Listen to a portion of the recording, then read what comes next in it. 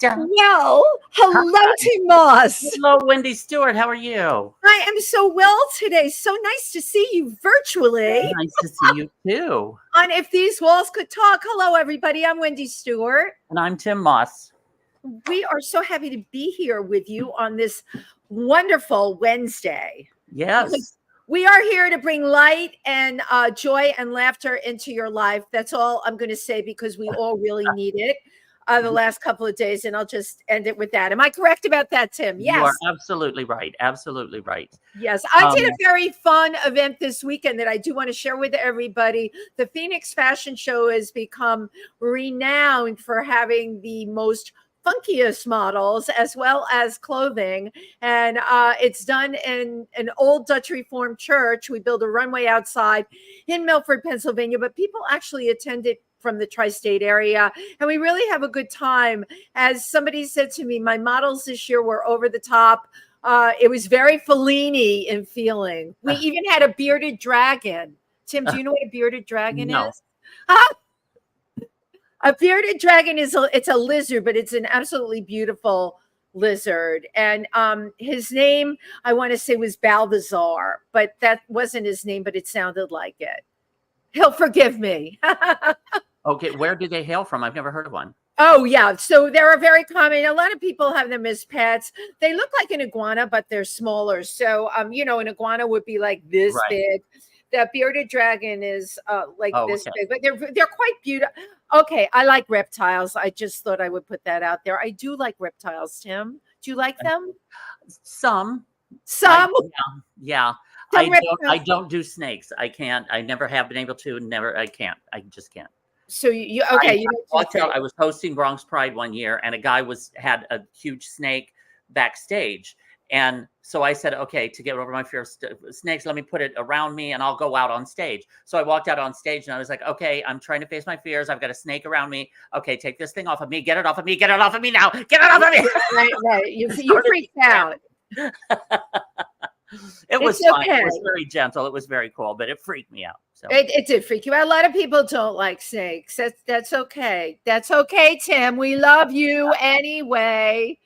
What's up with you? You're the busiest man on Broadway and beyond. Look who's talking here. Actually, last week, the two of us, we attended Twisted over at the Theater for the New City. And it's playing there till October 15th. And we went to support our amazing friend Evan Lawrence and director Joe Bautista and the cast.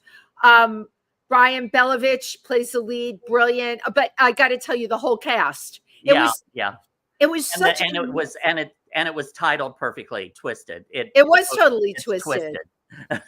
Very, very high camp and very what I would call individualistic performances. Tim, there's so many things I would see twice, and I would go see that again. I loved it so much. Can you believe it? Yeah, I can.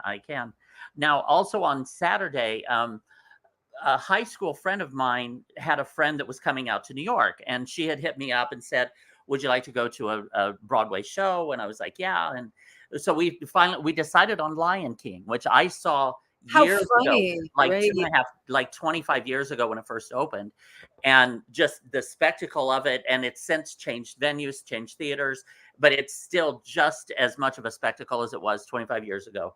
And packed audience. There wasn't an empty seat in the place. Because it's an amazing show, right? Yeah. The show itself. Julie Taymor, just fabulous costumes. The costuming was amazing. Yeah. You're always having friends visit you from the Midwest, Tim. It's great. Well, this was a high school friend of mine. Her best friend was coming out. We had never met each other till that day. Yeah. So we had a ball. That is so totally fabulous. We have so many things coming up. I'm performing with Tim. I'm very excited to be doing October 28th, 50 Shades of Gay with Icabelli, Tym Moss, Urethra, and Kay Gorgeous. We are doing it at a place called Camp Reimagine in upstate New York in Huguenot, which is actually only 1 hour and 20 minutes from here. And it's a whole entire weekend. You can book a room at the camp because the next day is going to be fun and games for adults. That's all Yeah, I'll say. I think a weekend of camping, it just sounds fun. It sounds fabulous to me. It's beautiful accommodations too. Now you're gonna, I mean, anybody, even if you're in Scranton or what Yeah, are some of the outlying areas like Wilkes-Barre and all of that, it's within driving distance. right, Come out and see it's, the show. you can stay the whole weekend too. The night of the show, 50 Shades of Gay, we have a dance party after that. So, you know, come for just a part of it, come for the whole weekend. But we want to see your faces. It's Halloween. Right? And speaking of Halloween, Pangea has a lot coming up. Shout out again to Don Arrington, who is going to be doing the October 14th evening here with I'm going to that show. You're going to that show, and I'm going to the one on October 27th. God, I have too many dates in my head. How do I remember all this? And a shout out to Tweets Theater Company is producing the amazing Bianca Lee this Sunday, the 15th at 7 p.m. in Transvestigation. I love Bianca Lee, just brilliant talent.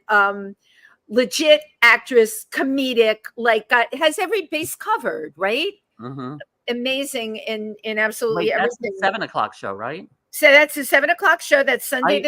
I might be able to make that then this weekend. Oh, good. Oh, this is great. See, aren't you glad you show up for this show, Tim? Yeah, right. So I get to schedule my week. You can you can plan your whole week just by like being here on this live stream. But also on the following weekend, on Friday the 20th, we're doing It's Twisted TV. It's a video series that we do of sketch comedy, and Wendy was in one of the sketches with us at one time. And Bitsy Von Muffling. I played Bitsy. I forgot that. I played your gay husband, but I don't remember my name. You've played everybody's gay husband. Yeah. I am everybody's gay husband. You are. Excited for you. But yeah, it's called It's Twisted TV Live at Pangea. So you can go to PangeaNYC.com and book your tickets there. And I'll be coming to that, Tim, because Aris is, of course, in it. Satania. Aris Ziagos is it's producer, his show. Yeah. It's Twisted TV is his show. It's his thing. And the cast is very talented, very fun. We just want to do things that are fun these days. Right. It's not because we don't want to deal with reality, because we're dealing with so much reality. We have to balance it out with fun. And if I'm going to tell all of you out there, you have to these days, just really try and find your chill spot. That's all I'll say. Absolutely. Right, just Tim? One other thing I've got going on October 22nd, which is a Sunday afternoon, Halloween, which is a Halloween show for dogs. Halloween. Halloween, like PAWLOWEEN. And I'm going to be hosting the Bronx. That, I can't wait. Okay. Where in the Bronx is that, Tim? That I'm not sure. Okay. But the dogs will all be for anyone that wants to attend with their pooch, the dogs will all be in costume. Absolutely. Okay. Let me see if I can find that real quick. I can't find that. Maybe we'll find it before the show's over. We're very excited about our guest today, who came unbelievably. I'm sorry, 1 second. You found it? Halloween is at Franz Sigwell Park in the Bronx. Franz Sigwell Park. Okay. So make note of that. You can always reach out to Tim. He answers email, posts, you name it. He answers it. You can find him on Grindr. No, I just said don't mind me. My guest is chuckling over here. Our guest today came so highly recommended from the amazing performer, PR person, and dear friend, Lori Towers. She says, you have to have this guy on your show. He, oddly enough, I have seen him perform here at Pangea with over 200 gold and platinum records and remixes. He's the most amazing trumpet player. Mac Gollehon's latest record has been described as a Molotov cocktail of electronic clave, funk, and flat out brass playing. Well, all right. I'll just take that quote. Without further ado, please put your hands together for Mac Gollehon. Hey. Come on in. Okay. Hey, Now, Mac. Julian, I need to come over more. Okay, great. Everyone is in frame. Mhm. Okay. Hi, everybody. Good. We're okay. Tim, we're all Hey, Mac. situated. That's very, very exciting. So nice to see you here Great today. to see you, Wendy. You Thank know, you. you could be anywhere, but you're here with us. Right. I'm What's right all here this? with you. All this stuff. This trumpet playing. Like you've played with everybody and anybody, and yeah. Well, it took a long time. You know, it was over a long period of time. You know, I came to New York. Well, in the late 70s, like around 77. Right. 77. Yeah. 76. Mhm. Okay. No, Yeah, no. And it was a different New York City at that time. it was very different, very Yeah. different, completely unrecognizable with what's happening. Well, now. it's funny. You and Mhm. Tim were chatting before the show about a place called Bretton Hall on 86th Mhm. Street and Broadway on the west side. There were a lot of Right. musicians in there. Yeah, there were a lot of musicians everywhere. There were a lot Yeah, everywhere. right. And you know, just amazing ones too. I mean, you would get on the subway, you'd run into monsters on the subway. You'd Uh-huh. run into monsters at the airport. You know, you right on the street. You know, in bars everywhere. I mean, you know, just absolute giants, legends, and everything. It was just Uh-huh. walking around everywhere, and it was there. It was right in your face all the time. It was like, what a place! What a Right. Well, place. and they all came here. Yeah. They, Yeah. they all They came here. yeah. So, Yeah, so yeah. many musicians in those days. What were some of the venues they came here to play? Oh, Well, there was so many. What happened with me was, when I originally came here, my intent was to really just focus on jazz and be a jazz musician, and I wanted to get with bands like maybe Horace Silver or Art Blakey or Mingus or whatever, which were happening at that time. The timing wasn't really right for any of those for me. One thing just led to another, and before you know it, I was getting calls for all kinds of things that were completely unrelated to that altogether. Salsa bands, really, really great ones like the great Hector Lavoe, who yeah. was really famous. Yeah. Wow. Larry Harlow, Latin Legends, and then people from Fania All Was Stars. this because as a trumpet player you can cross over different genres? You in particular had the ability to do that. Me in particular, I was very adaptable. You know, I had a lot of different stylistic things going on in my head before I got here too. And I had a lot of different training, and my sound was different. That was another thing. My sound was very different than the other guys that were here. So that really helped me out getting into the studios too. So all these things were happening at once. I was like going into the studios, and I was playing quite a bit there. Nice. And I turned down a lot of disco records in the beginning. Turn down disco. Oh no. I was very young and idealistic. I You said, were no, like, no, that's not the image I want to send out to the universe, you know. And what happened was there was a producer that kept doing it. And he was kind of an unknown guy, but he did a lot of records. And he was unknown pretty much later on in the scene, but he was very trendy at the moment. But long story short, he kept trying to get me to do the disco recordings. He said, man, you got the right sound for that.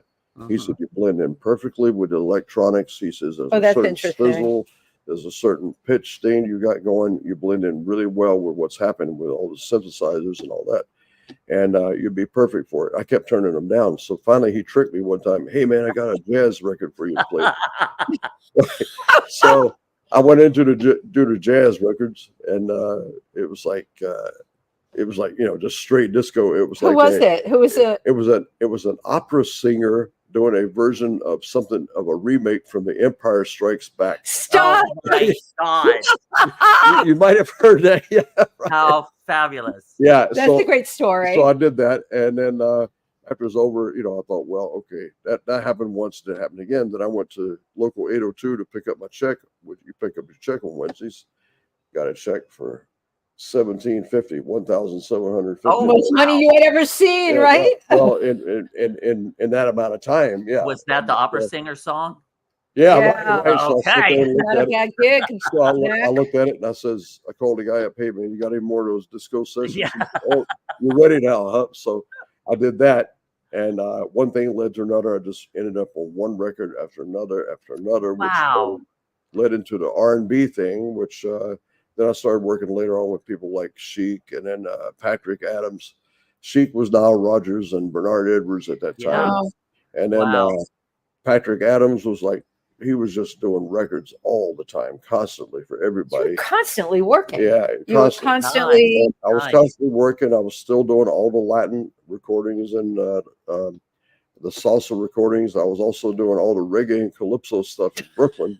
My and then I was doing the African Zouk sessions in Brooklyn also.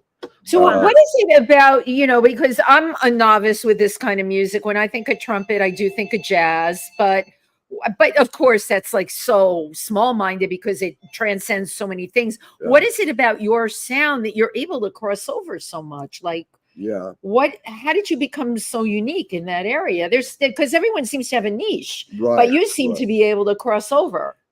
Well, that's a really complicated thing, the way it happened. But to make it a bit more condensed, what happened was I simulated when I was very young a lot of styles. I studied a lot of styles. Mm-hmm. I studied a lot of players. I worked on what they were doing, why they did it, how they did it, and what they were doing with it. Wow. And then I would take it apart, work on it, refabricate it, tear it apart, reverse engineer it, whatever I had to do. And then eventually you would take that, you would collectively put it in your head, store it like a library, get about 10 times more times what you even needed. And then you just try to forget it. And eventually your own sound starts to materialize. It manifests very fast. Well, and I think also your admiration or your exposure to all these different genres affected your presentation, and you were a little bit more easily to adapt to these.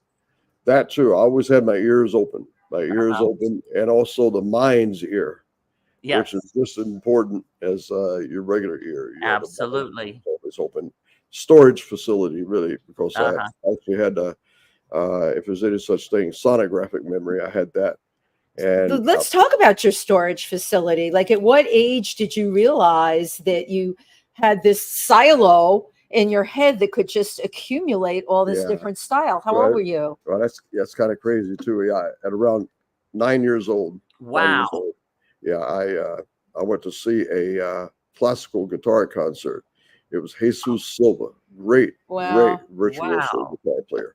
And when I came home from the concert, I started writing down all this music on paper. And then my father asked me from memory or from memory, from what I heard see, that's the concert. Wow.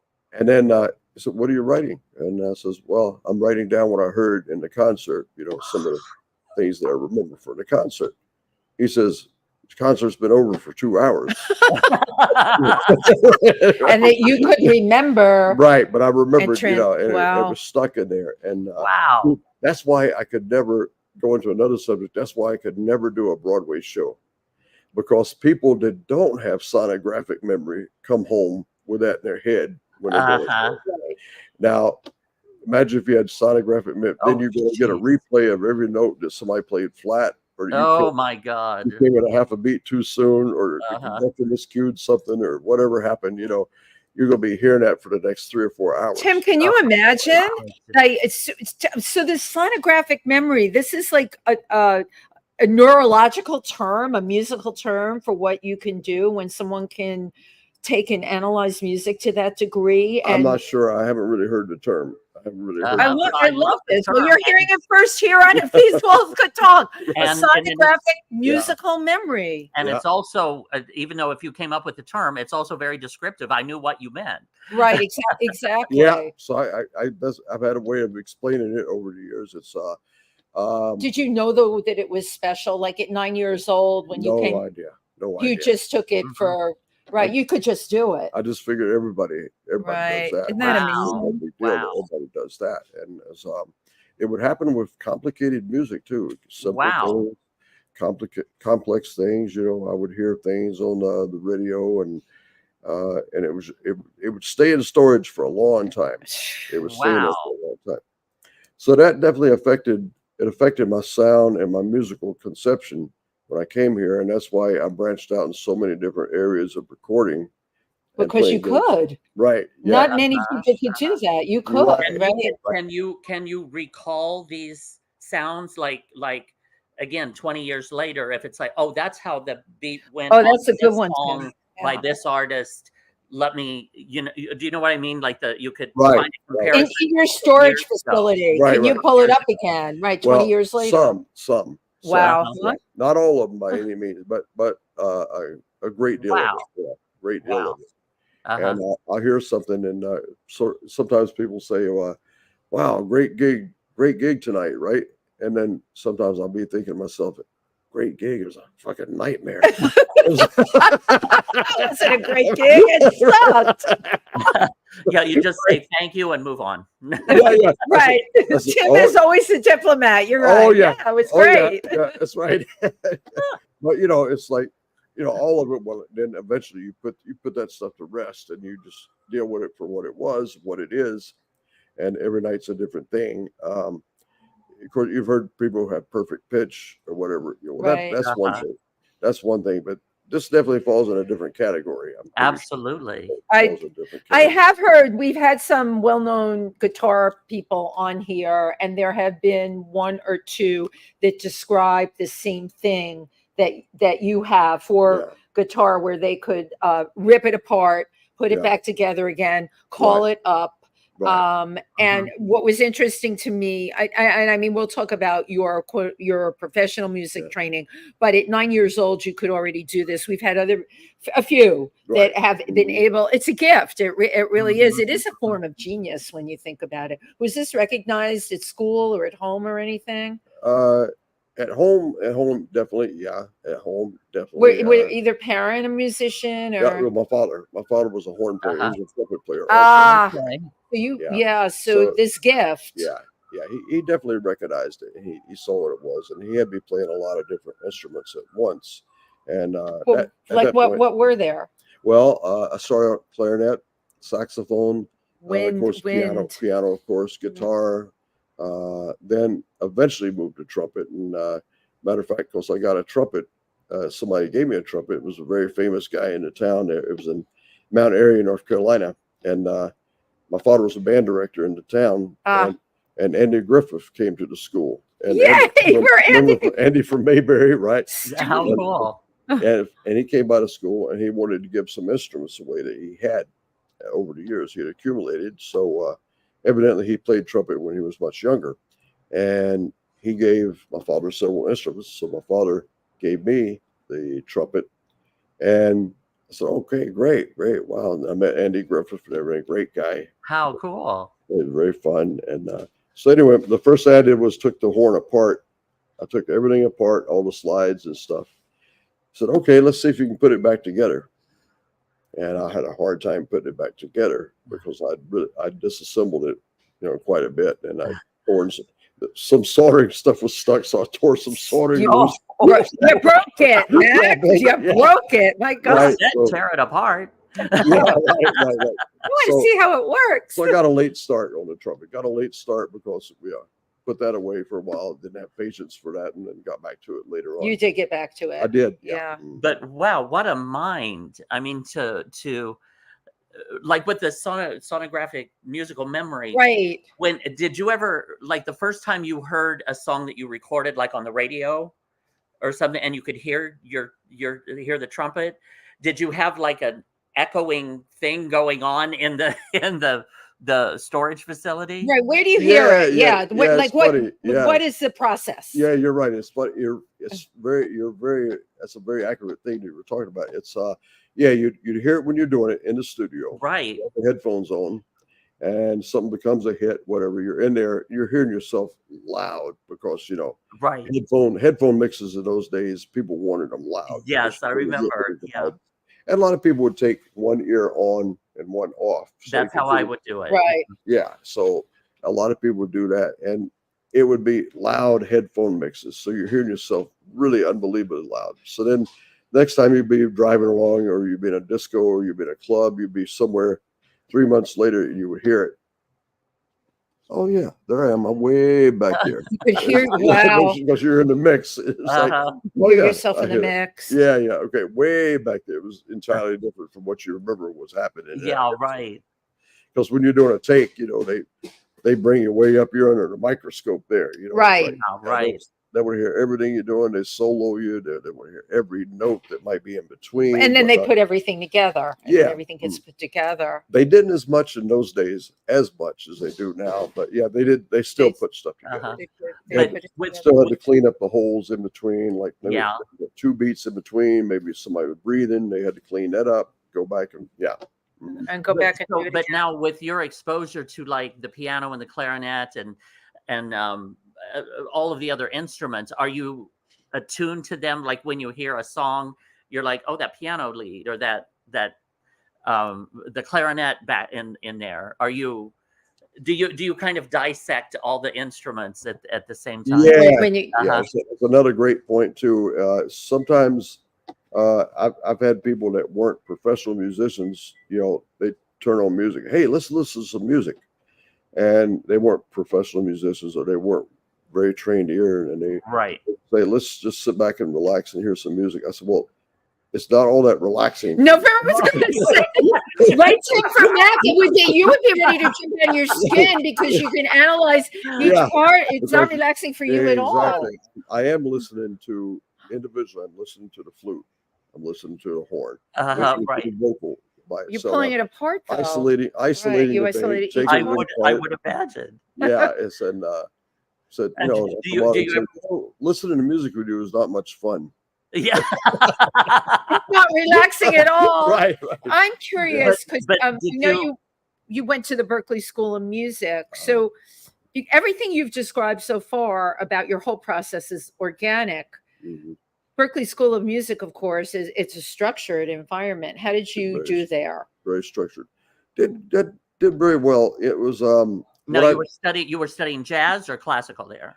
A little of everything. I was taking private lessons also from somebody over at New England Conservatory.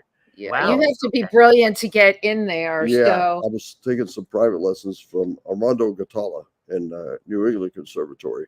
And then I was going to Berklee, but I also had completed a correspondence course at Berklee by the time I was in the 10th grade. Wow. So they gave me a jump.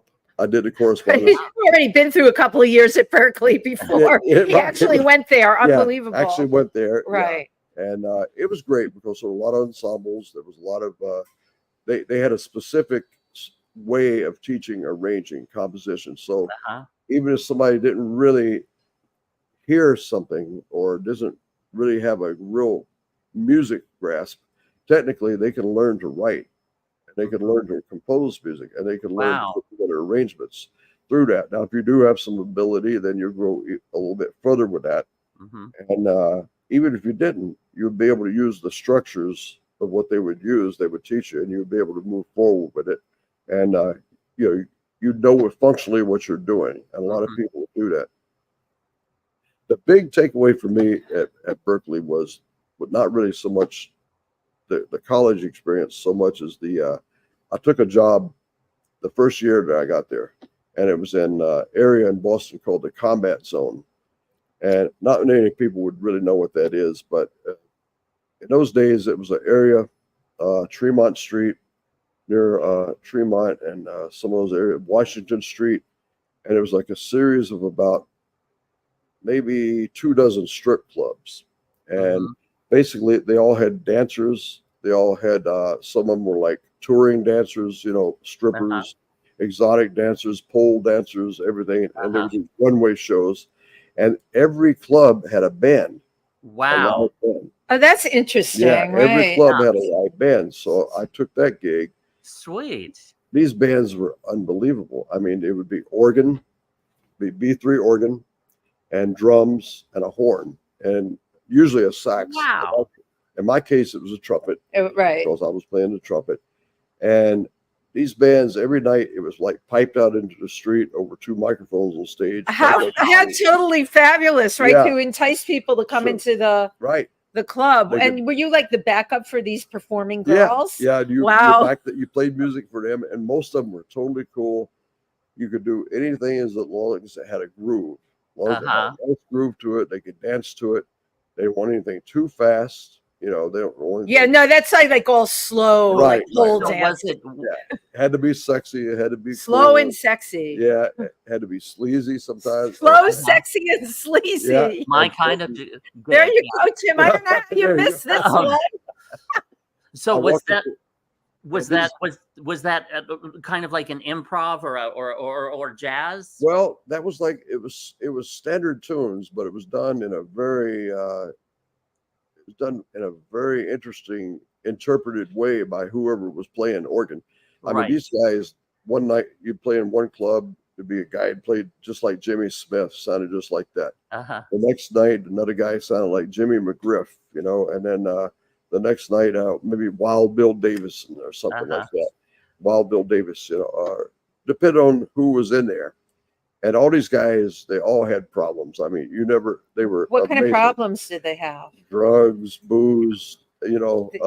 Yeah, just big problems. I mean, Drugs, you know, booze, women, they were in the right spot. Yeah, it was they were great. in the right spot. It's like Exactly. a little music. They were in the right spot. How did for you all keep of it. yourself so clean, or did you? Well, wasn't totally squeaky clean, you know. Not quite squeaky. In those days, no, not squeaky, Just- no. Yeah. You obviously survived it, though, Mac. I'll you know? survive it. But that survived it also badly. but that also, it sounds like that contributed to your being flexible musically. Yeah, Like being right. able to Playing with walk so in and many work with different- this guy who's playing this style, Right. and then the next night walk in with this guy who's playing a different style, and you got to adapt to it and just kind of roll with it. It was absolutely an amazing training ground because I imagine. just number one to keep up with that, because every night sounded like a Blue Note record or a fantasy record. How or, amazing, yeah, right? every night sounded like a record. I mean, these guys, nothing slipped by them, nothing. So you had to sound like a record every night, and you had to do it between the hours of 8 p.m. till almost 4 in the morning. Wow. You know, And go to long school? hours. Did you have to take class the next day? Were you getting? Yeah, then I was going to school. the next Wow. day. And that's and Yeah. what were you making on these gigs? Oh, that's the best part. I So- know, it's going to be a fat number. That's the best part. That's the best part. So they were all ex-convicts working the bar, right? Uh-huh. So I walk in. I said, "Yeah, I'm Mac. I was hired by a guy from the North End down there to come in." He said, "Yeah, you sound pretty fucking good. You want to play in my club?" I said, "Yeah, sure." He said, "All right." So he gave me a reference, and he told me to go and meet this guy. So I went to the head bartender and said, "Yeah, here's the card." The guy told me. He said, "Yeah, how you know him?"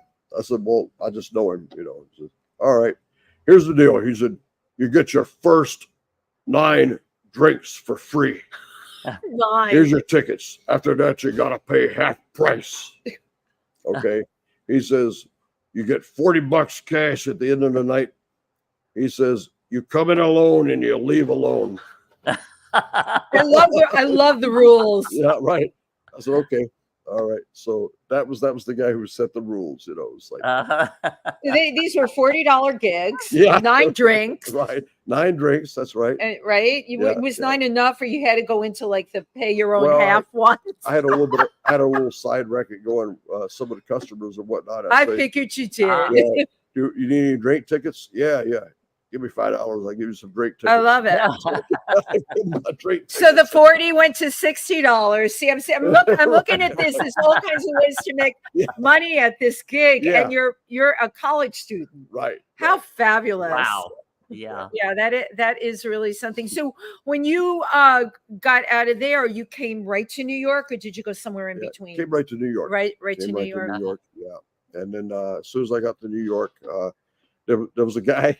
The whole time, it was funny because the whole time I've been in Boston, I was trying to get on Buddy Rich's band. You know, I wanted Buddy to get Rich, on of course. Wow. wanted to get on Buddy's Wow. band. And none of those guys that were coming in and out of there, they weren't going to hook that up for me. So as soon as I got to New York, there was a guy who came to New York before I did, trumpet player.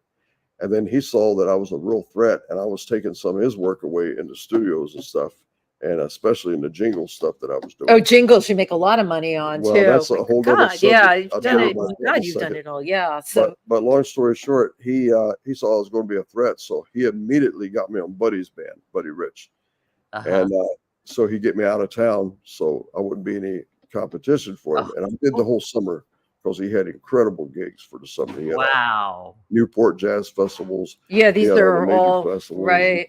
some of them were backing up Frank Sinatra, Mel Torme, All the greats. yeah, Sammy Davis, one of them, Yeah. Fever, Peggy Lee. Peggy Lee, Yeah, you right, get Peggy me Lee, fever. right, mhm. Wow. And so, it's a great way to do the summer. And then I came back to New York, of course, and got busy again.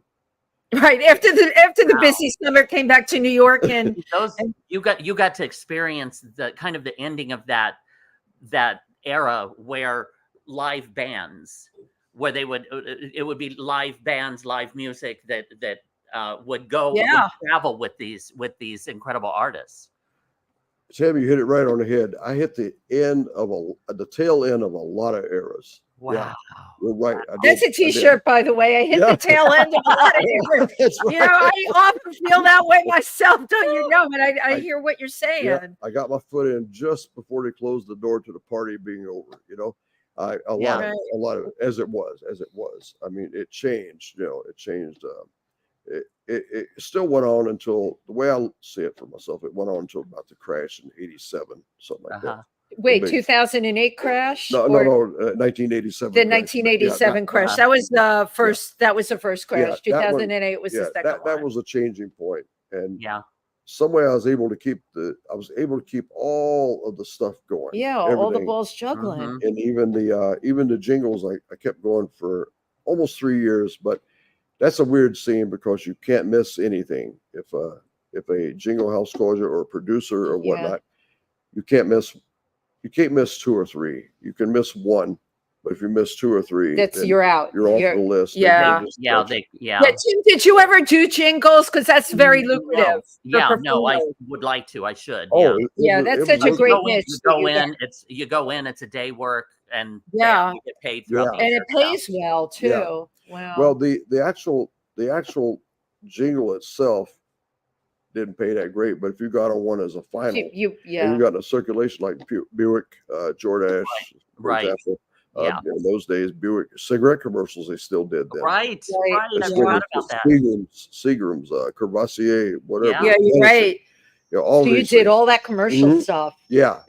I did it as long as I could, but I was absent too many times. I had to do I wanted to keep other stuff alive. But I do know other people that just stayed strictly with that. They turned down the touring, they turned down record dates. And now they're set up state somewhere getting pensions of $11,000 a month. But we're not going to talk about them because we all can point to that and say, why didn't I? But we didn't. We chose the path. No, absolutely. No regrets. I can't see you. I could not see you doing the same thing. No, exactly. Year after year. Exactly. No, I'd go crazy. I mean, somebody would have gotten choked. Somebody would have gotten choked or something. You'd be ready to jump out of your skin. I want to get to the clip because I want to show everybody what you can do. Absolutely. Let's take a look at the clip from Mac Gollehon. Thanks. Cool.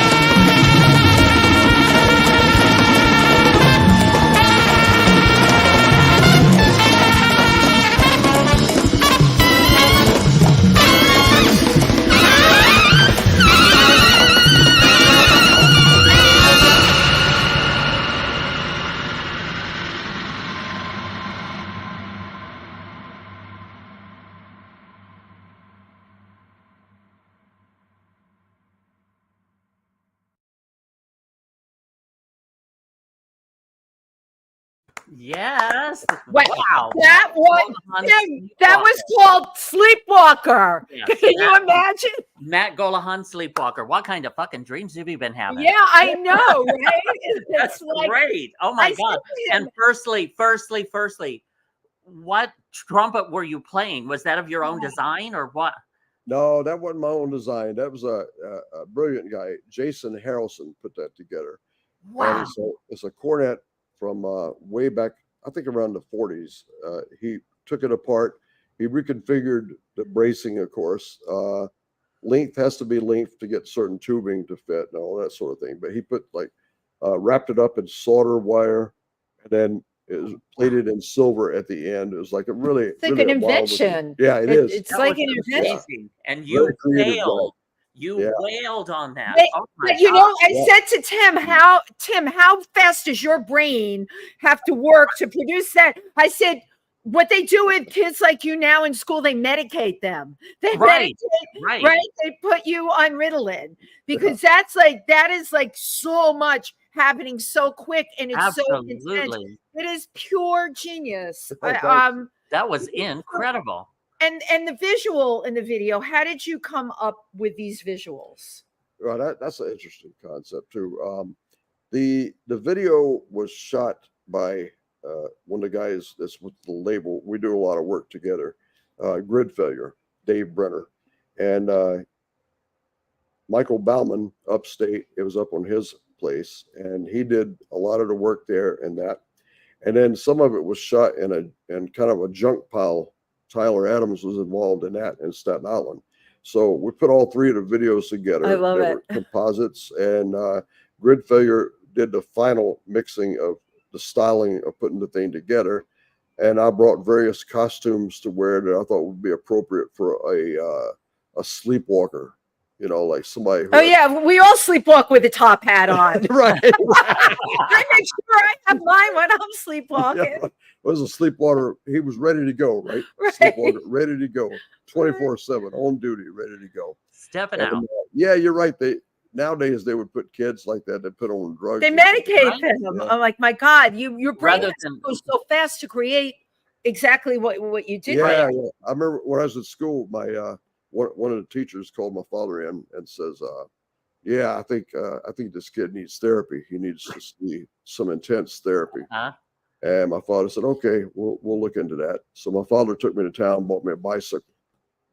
Exactly right. That's exactly what he should have done. Right. I needed a break of activity into something else. Right. Which was not medication. No. Mm-hmm. And something physical to do. And physical to do. Yeah. Right. Absolutely.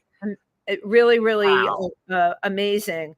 Mm-hmm. Now you've played with Mick Jagger. You played with some of the greats that a lot of us have. Did you get to know? You played with Bowie. Did you get to know Bowie personally? Yeah, I did. You did. Mm-hmm. Wow, cool. Yeah. He was how that record came about. I was when that record happened. Let's Dance. I was in Texas. Let's Dance. Wow. Yeah, I was in Texas at the time, Houston. And I was doing a show down there. A friend of mine, hanging out with a friend of mine for a few days after the shows were over. I was with Nelson Riddle, and the Nelson Riddle Orchestra. Mm-hmm, oh my God! Yeah. I was with Nelson, and Nelson had just done the records with Linda Ronstadt, and nice the standards, like What's New and some of those things. So at any rate, I was working with Nelson. Then I stayed over a few days with a friend of mine over there, and then of course in those days you didn't have cell phones. You didn't have any of that. Right. I'd check, put the beeper up to the thing. Beep. Yes. The telephone answering. We all had beepers. The telephone answering device. Yes. Right? Yes. And then a bunch of calls said, get back to New York fast. A recording session tomorrow morning. So for David Bowie. So. Oh my God! You better get on to get back, right? So then that's what I did. I got up. I got on the plane and didn't have time to go home, so I just went right from the airport right to the studio for the first session, which it got me there like at 10 o'clock in the morning, which was 2 hours too early. But I didn't really have time to go home. There was no reason to go home. I had all my stuff with me I needed. So got there, and David had arrived early also. It was at Power Station at the time. Oh my God. Yeah. He had arrived early, and he showed up in a trench coat with like a Panama hat, And, the way they depict him. Yeah. Wow. So we hung out and talked for a couple of hours there. Oh my God. And then got to know him a little bit better, as we recorded and this and that. There was a tour after that, but I couldn't go on the tour because there was two guys that didn't do the tour, me and Stevie Ray Vaughan, who was the guitarist. Oh, get out, Stevie Ray Vaughan. Yeah. Wow. And he got too busy, he couldn't do it. Also, Robert Aaron got really. We were so busy in New York, we couldn't go do the tour because it's just so much happening. Wow. I knew you couldn't leave for that length of time of year. Man, those were the days, man. Right. Right. So Stevie Ray Vaughan also didn't do it, but there was no hard feelings or anything at all about that. And what happened was I would see him from time to time, and then I ran into him again, and we hung out quite a bit. He was doing the Glass Spider tour, the Canadian leg of it, and we were double billing. I was with Duran Duran. Oh my God. Notorious. Right. Mm-hmm. Yeah. I love Notorious. It was that era, right? The Strange Behavior tour, they called that. It was indeed Strange Behavior. And then so we did that, and we were double billing, and of course we, a couple of weeks like that, just got to know each other better and hanging out and stuff, and he was quite a character. He was something else. He really was. Yeah. It was great. Well, our producer Cameron Cole, says, I'm curious which Madonna and David Bowie songs he played on. So you played on Let's Dance with David Bowie, and there was a Madonna song. Madonna, it was a bunch of remixes. Madonna remixes. The okay. Madonna stuff was all remixes, for club remixes. Yeah. They weren't the actual album themselves. Those weren't. They were all club remixes.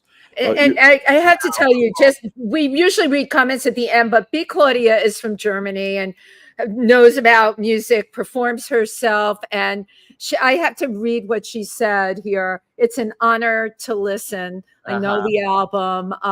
Mac Gollehon is a legend when you know music industry, which she does. I love hearing it from her. He was with Duran Duran too, as far as I know. B, thank you so much for tuning in. This makes me so happy. Germany, she's in Germany, and these stories are incredible. What town in Germany? We'll wait for her to answer. I can't remember where, but she knows the music industry. And also our dear friend Suze Velv Genero, who in Massachusetts, she's a fashion designer that's of course designed many shows that I've done.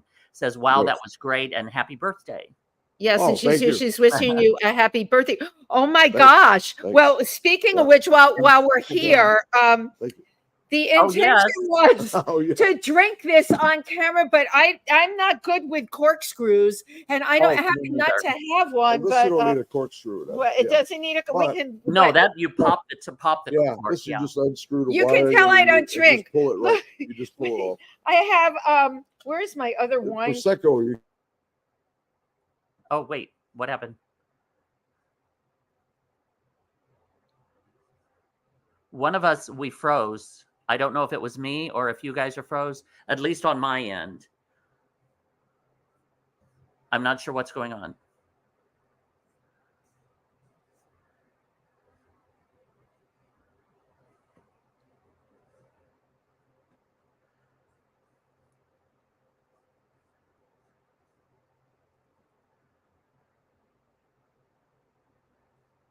Let me see.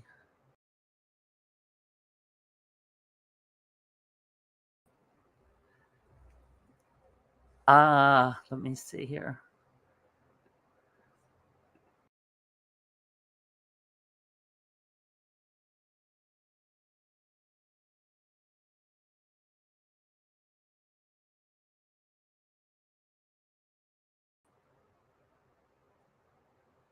Okay, I think. Here we are. I think we're all back. Oh my God, we're back in the universe. Well, this was so exciting. You froze on my end. You froze just as you were holding the bottle just as I was showing this one. Anyway, happy birthday to you. Happy birthday to you. Happy birthday, dear Mac. Happy birthday to you and many more. Yay! Salute. Salute. And definitely thank you, Lori Thank you. Tower, for sending Yes. that Oh, over. thank you. Thank you. Yeah, That was from Lori.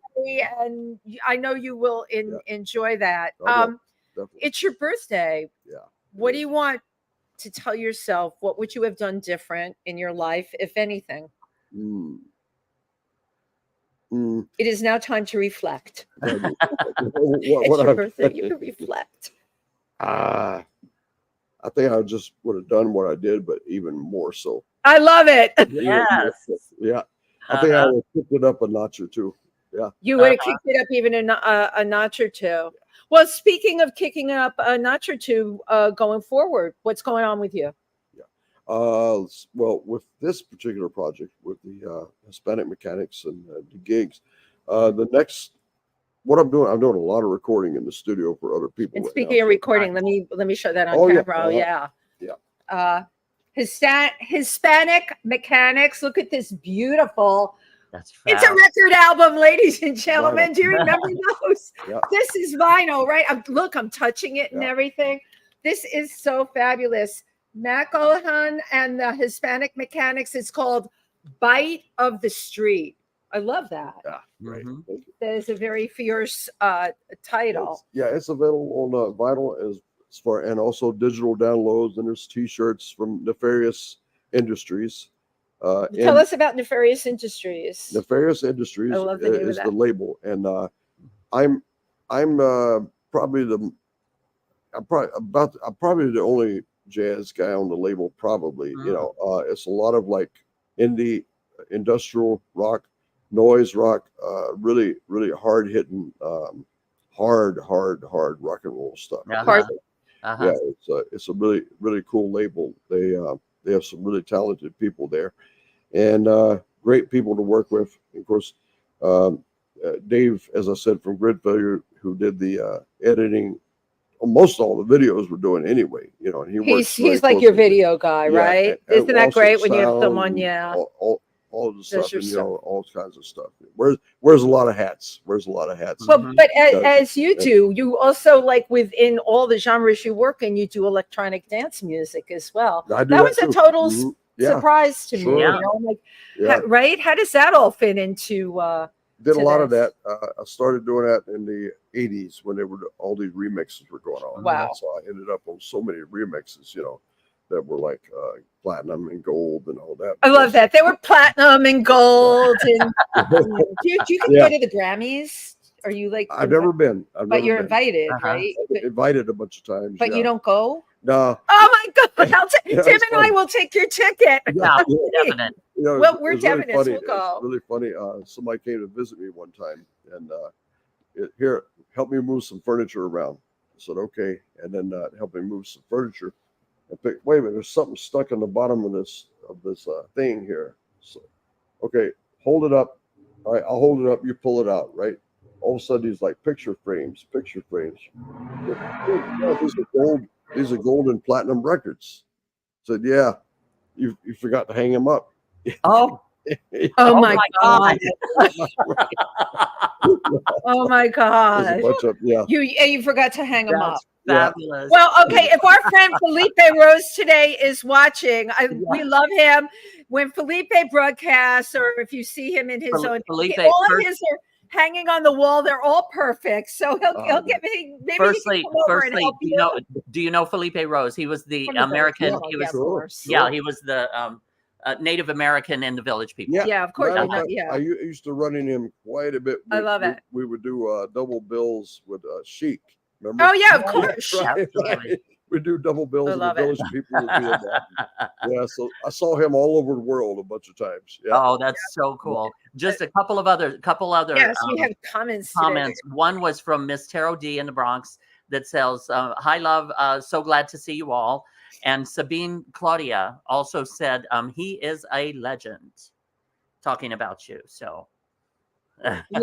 Love it. And B. Claudia said, trumpet's amazing instrument. She saw Bowie live in Munich. Oh, and she's in Bonn. She's in Bonn. Oh, I am in Bonn. Previously from Munich. From Munich. Yeah, right. I've been to Bonn many times. Munich, yeah. And by the way, Albert Crocus Penna tuned in today. Okay, Oh. he's got as many albums as at Oh 45. my God. He is like ground zero. He's collected everything, Wow. and I'm sure he knows a lot of the people that you mentioned on here. So Mhm. yeah, we love hearing all this from our friends that tune in. Well, just fascinating to talk to you, because I love when people have transcended generations and decades and all of that, and it's still all ahead of you. You've got a bunch of things coming up. Yeah, still got a bunch of stuff. So what's going on with you?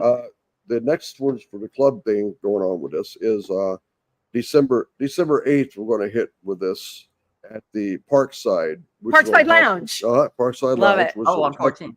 Yeah. Mm-hmm. And so we'll be there on December 8th. We're hitting at 8:30 there, and just doing one set. So be sure to come right on time, because they do start on time there too. Yeah, they do. They're very strict. Yeah, they do. And we're doing that, and be fun to do something here too. Yeah, well, at Yes, Pangea, I saw you here absolutely. perform here at Right, Pangea, and exactly, yeah, yeah. you talk to them. You should definitely do something. Also, going to do the 28th with Big Pussy and the Gangster Squad. Yay! Yeah, Big Pussy, Vinny Pastor from the Sopranos, and right. And we're going to do that, and he's going to play the video from my previous album that he was in, and he was highly featured in that. He directed the first scene in that also, called "The End Is the Beginning." Wow. And has a very gangster vibe to it all the way through. Real gritty, real rough gangster vibe all the way through it. And so he's going to play that to start the I know show. Vinny Pastor from our friend Francisco. I don't know if you've met Francisco, but works with Vinny Pastor all the time. Okay. Vinny, the saxophonist? He's a performer. Oh, okay. Yeah, and Francisco is also, he constantly mentions Vinny Pastor. So when is the Big Pussy thing again? That's the 28th at the Cutting Room. At Cutting Room. 28th of December. 28th of December. But when was the on 14th Street, Parkside? Parkside is going to be when? Parkside on Houston Street. That's going to be December 8th. December 8th. So these are all in December. These are all December things. I couldn't put anything before that because I've got a pretty tight. Because you're too busy. I just love it. Now, what is the easiest way for people to find out about your gigs? Where do they go? You have this. Facebook is pretty good. Facebook, under my name, Facebook, and then Instagram is still my name, but just put together one word, Mac Gollehon. On Instagram, I pretty much post on that all the time. My gigs that are something where I'm highly featured. Matter of fact, I'm featured on another thing. I almost forgot this weekend. Oh, cool! Let's just pull it up now. Yeah, somebody told me to text me. You have a great country club look today. Listen, this is like. Shirt is really fabulous. What is that? A skeleton with a headdress? It's a Mexican thing. Yeah, headdress. Day of the Dead. Right. It was a Day of the Dead shirt. Right. Well, it's perfect. I love it. Tim comes on our show with a Day of the Dead shirt. Yeah, right. It's so perfect. It's so on his way. Country club, nevertheless, right? Country club. On your way to the country club. Let's see. This other one here. It's actually here we go. Saturday, October 14th, I'll be at 3 p.m. at the Hudson River Museum on Warburton Avenue in Yonkers. That's in Yonkers, yeah. And that's a different thing altogether. That's with me and the tap dancer, Omar Edwards. That's a really cool show that we have going. That's usually like track and me and the tap dancer. And you never know what's going to happen. We never tell each other what we're going to do. We surprise. It's surprise. That's great. When you can work with someone like that. No such thing as a rehearsal. Matter of fact, a rehearsal would be counterproductive to what you're trying to do. It would kill the spontaneity of it. Catch them off balance, and Yep. Now, one thing I just kind of wanted to get your opinion on. You were fortunate enough, again, the end of these eras, to work with some of the top entertainers and in the industry when they did live with a full orchestra live on stage, and in the studio when it was all of the instruments were live. And now fast forward to now when everything is on your MacBook Pro, you can make almost like studio quality from punching a button. What is your thoughts about that? You don't even need to say anything. We got your thought. I just read it right here. Yeah. That guy just said it all. There are some positive things to it. It meets with the budgets of people that don't want to spend any money on music hardly. Yeah. It does meet with that. So that gives you the option of still going out and being able to perform and do a show in front of people and expose people to your music that wouldn't normally hear it.